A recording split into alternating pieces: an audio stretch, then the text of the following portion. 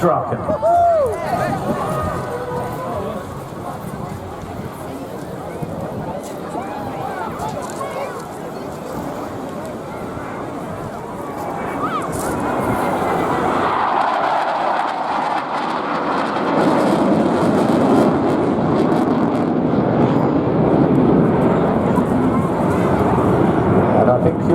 Hopefully, the first prototype didn't even have an afterburner, making its maiden flight in October 1955.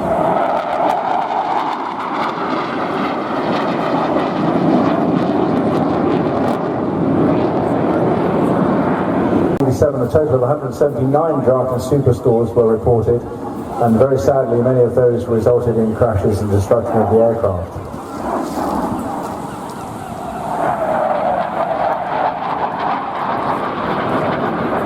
Some of the aircraft are modified with a special anti-spin parachute installed above the engine exhaust, and also received red yellow high visibility marking to increase. Where he trains the future generation of Royal Air Force pilots, as well as converting frontline pilots into qualified flying instructors. During his varied career, Bob has amassed over 8,000 flying hours on 15 different aircraft types. This represents almost a full year in the air. Towards the ground. The Tutor has a top speed of 212 miles per hour and achieved maximum positive 6G, meaning the pilot is subject to forces 6 times stronger than gravity.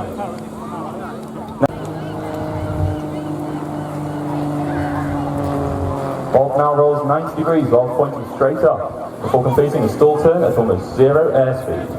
The two 90-degree turns allow Bob to continue in the same direction. The Tutor is operated by No. 6 Flying Training School in partnership with Babcock International Group, primarily flying University Air Squadron students in RAF aircraft. There are 13 air experience flights across the UK that offer flights to up to 20,000 cadets each year. You can join the Royal Air Force Cadets if you... Here he is from, alright, coming in now, Bill Bird in the Provost T5.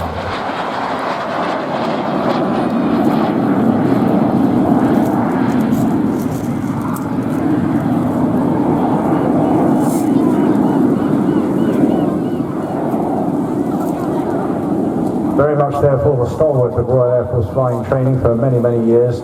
And this aircraft, you believe, this year is celebrating its 70th anniversary. And it's in immaculate condition, thanks to investment by a fellow called Jeff Bell. And it's displaying exactly as it would have been used and seen back in the 60s. This is the aircraft they would move on to after flying and successfully completing the Mark III flying phase. The difference with this one being this is a Mark 5A, you may well have spotted that already, because of course it's got longer endurance, thanks to the tip tanks that are obviously seen on the edge of the wings there.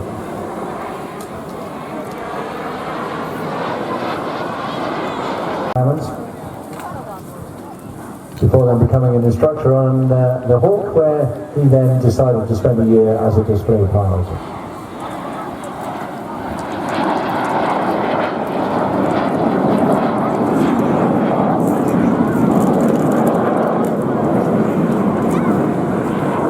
Known for making a reasonable amount of noise for not a huge amount of speed, and this is better performance here. Completing a full loop. At the top of that, of course, you look back over your head to ensure your wings are level with the horizon to not only capture... Ladies and gentlemen, please welcome from the Battle of Britain Memorial Prize, the mighty Lancaster. She is very low today.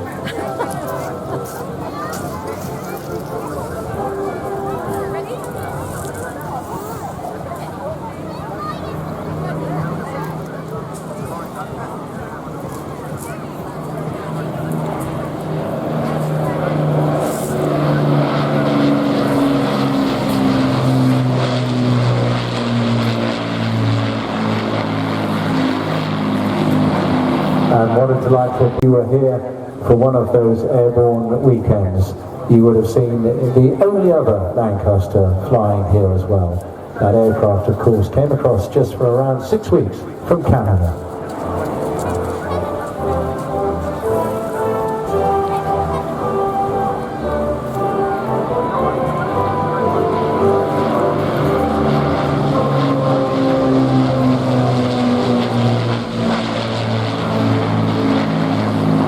And when we were able to carry up to 3 tons of external munitions and internal loads such as paratroopers, stretchers, and can loiter for up to 3 hours.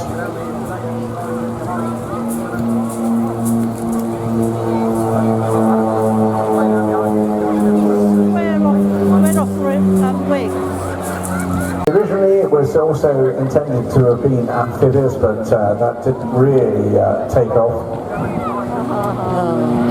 Coming out of the figure of 8 here, and now put up into another chandelle on the right hand side. As well as all that cargo and other capability it has, it's got a landing gear that was also specifically designed for rough landings and the aircraft requiring no ground equipment, so making it even more versatile to be operating off rough strips and things like that in the countryside. Tony, an avid, passionate aviation enthusiast, like so many, got his PPL on things like the Chipmunk at a very young age, now flying this, and an extraordinary manoeuvre, this fantastic topside pass, very high angle there, almost a parabolic manoeuvre. Very shortly about this extraordinary machine.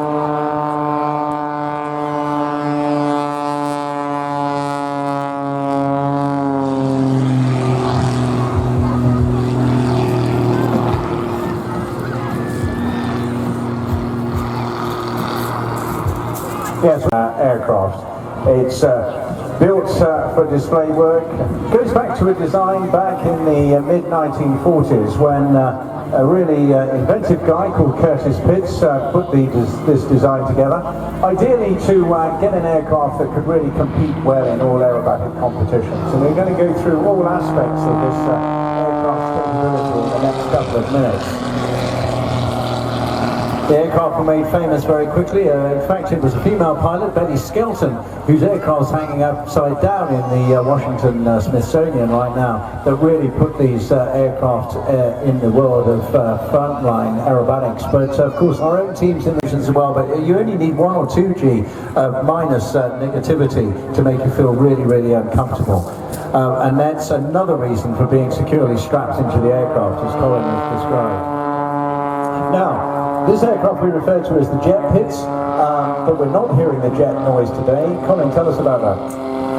I do apologise, what else can I say? I'm the engineer for the aircraft, but at the last air show in Blackpool we did actually have one of the engines that wound down, so unfortunately we had to remove the jet engines. The jet engines give another 750 pounds of thrust. So therefore, combined with the propeller, we would have more thrust than the aircraft weighs, and it could hover. But as you see, without the jet engine, he can't quite hover in that form. It's still an extraordinary aspect of flight, though, to be literally hanging on, you know, I mean, virtually vertical. I know it is, coming in, fast, in the hands of Steg, far out on the right-hand side. Pulling up immediately into a wonderful, big barrel roll. And 815 litres in the drop tanks. Equally impressive was a level maximum speed of just over 430 miles an hour at 25,000 feet and a maximum diving speed of 500 miles an hour, altogether with a service ceiling just under 42,000 feet.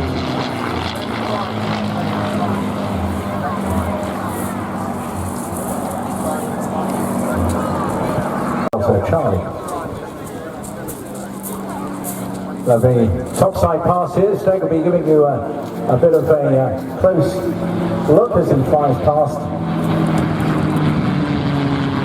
This aircraft also had the nickname of Warhorse, and relating to the Mustang's pilot at the time, Blakesley. His radio call sign was Horseback Leader.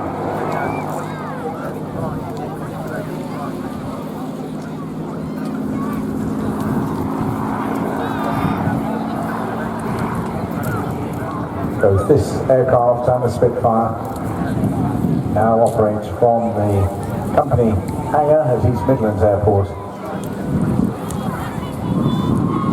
doing their best to preserve this unique history. Of course, with the Mustang, the Mark 19 Spitfire. They have actually has a Griffin engine in it, but nonetheless fantastic. Lean forward, do some interviews, stuff like that, and hopefully you get picked for it. And coming in from the left-hand side now, please welcome Turbo in the mighty Typhoon.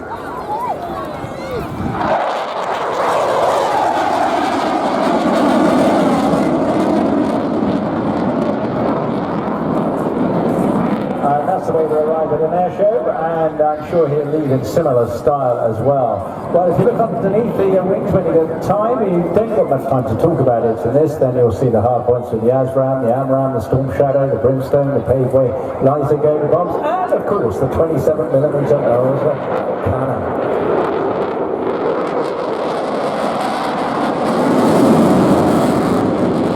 And now really excessive use of G in such a small area. Up to 9G, that's 9 times your body weight.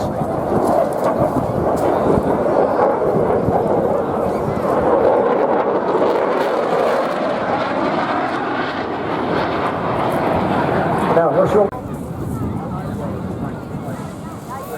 And then with the throttles right back, you notice how incredibly quiet this has become, but he's still flying at about 110, 120 knots, with a stick back towards him, and in a high profile, high alpha we call this, just before, it's basically the angle of the aircraft where it's still flying, but it's close to the upper angle of attack before it would fall out of the sky. Of course, the little computer on board would never let him do that, but the little canards at the front there, if you've got your high-profile photographic lenses and binoculars, you'll see them twitching away because they are just keeping the aircraft under full control. Very shortly now,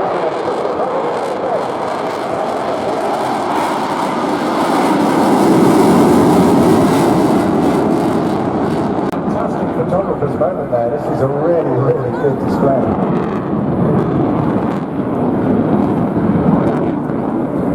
Coming round for his finale now, which is something that I think you'd all love to. Have you been in the back seat during one of these practices? Not during practice, but I have had the privilege of having to go in the back seat of the normal sort of Yeah, that's been fantastic. Well, I reckon he's going to go full throttle now, pointed at us, and then just reach for the sky, because we have clearances in place to enable Turbo just to set this jet on his tail and say, farewell Airbourne, see you tomorrow.